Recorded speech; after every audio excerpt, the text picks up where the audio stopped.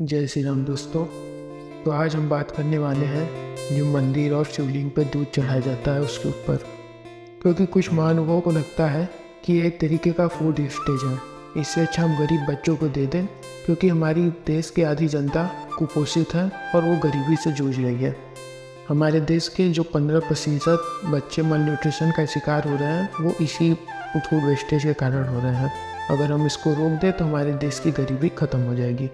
उनका कहना यह भी होता है कि भगवान तो हमसे कुछ डिमांड करते नहीं, तो हम ये सब क्यों उनके ऊपर बर्बाद करें।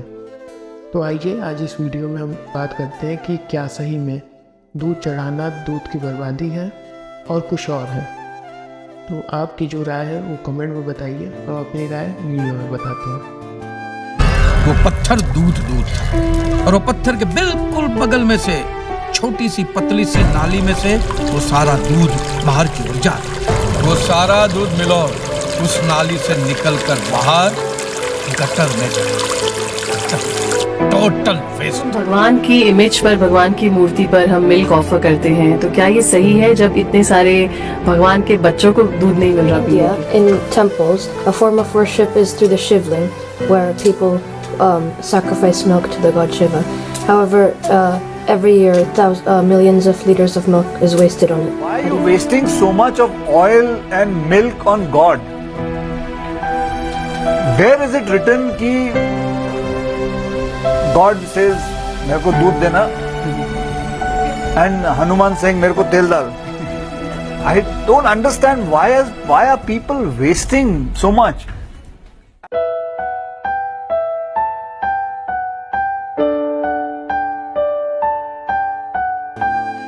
तो स्टार्ट करते हैं हिस्ट्री से, क्योंकि किसी भी चीज़ की जड़ जब पता होती है तो उसके आगे का पता चलता है। तो ये सब तो अन्न और दूध ये सब भगवान को समर्पित करने के पीछे कई कारण हैं, जिसमें से हम कुछ कारण बताते हैं। पहला पॉइंट, हमारे भारतवर्ष में परंपरा रही है कि हम प्रकृति के साथ चलते हैं। अगर एक किसान खेत से कुछ अनाज उगाता है तो हर प्रकृति के अंगों को वो अर्पण करता है। जैसे उस अनाज के बचे हुए पौधों को वो जानवरों को देता है, फिर उसमें से थोड़ी चिड़ियों को जो द्वार पे आते हैं उनको भी दिया जाता है, और अगर वो थाली तक उसका भोजन पहुंचाए तो थाली की पहली रोटी वो गाय को देगा और आखिरी रोटी कुत्ते और कौवों को देगा। तो इस तरह प्रकृति के हर एक अंगों को दिया जाता है। तो उसी तरह बारिश आ रही है तो बारिश को धन्यवाद देने के लिए हम भगवान को अर्पण करते हैं कुछ अनाज। तो उसी तरह दूध भी हम अपनी तरफ से अर्पण करते थे। तो ये हुआ पहला पॉइंट। दूसरा पॉइंट साइंटिफिक रीजन है कि अगर कोई पत्थर की चीज़ है और उसका शेप ना खराब हो, अपने वास्तविक रूप में रहे, तो हम उस पर दूध चढ़ाते हैं, जिससे उसकी मालिश करने से उसको मॉइस्चराइजेशन का काम करते हैं, जिसके कारण पत्थर अपना शेप और उसमें चेंजेस नहीं आते। और तीसरा पॉइंट धार्मिक पॉइंट है, जो हिंदू ग्रंथों में लिखा गया है कि जब समुद्र मंथन हुआ था तो उसमें का विष जो निकला था वो महादेव ग्रहण किए थे। तो उस विष से इतनी गर्मी हुई थी कि उनको दूध से नहलाया जाता था, जिससे उनको शीतलता मिले। चौथा पॉइंट और सिंपल पॉइंट ये भी है कि सावन में क्यों ज़्यादा दूध चढ़ाया जाता है। वो इसलिए कि सावन में बारिश ज़्यादा होती है, जिसके कारण घासों में कीड़े पतंगे ये सब लग जाते हैं। जो गाय अगर उस घास को खाती है तो उसके दूध में भी इन्फेक्शन चला जाता है। इसलिए सावन में दूध हमको नहीं पीना चाहिए, क्योंकि वो दूध उतनी शुद्धता नहीं होती। और जो सावन का सीजन होता है वो गाय जानवरों इन लोग का ब्रीडिंग का समय होता है, तो उस समय भी दूध नहीं पीना चाहिए। उसमें होता यह है कि एक बड़े से थाली के बीच में शिवलिंग रखा जाता है, फिर उसके ऊपर दूध, दही, शहद, अन्य सामग्री सब कुछ डाला जाता है, पूजा किया जाता है, और पूजा होने के बाद गरीबों अमीरों पूरे गांव भर में प्रसाद के रूप में बांटा जाता है। तो इसमें बताइए कि वेस्टेज कहाँ है। अब बात आती है प्रॉब्लम किसे है। परंपरा बहुत पुरानी चली आ रही है, लेकिन ये जो हाईलाइटेड हुआ वो OMG पिक्चर के बाद हुआ, जिसमें OMG का एक कैरेक्टर रहता है कांची राम।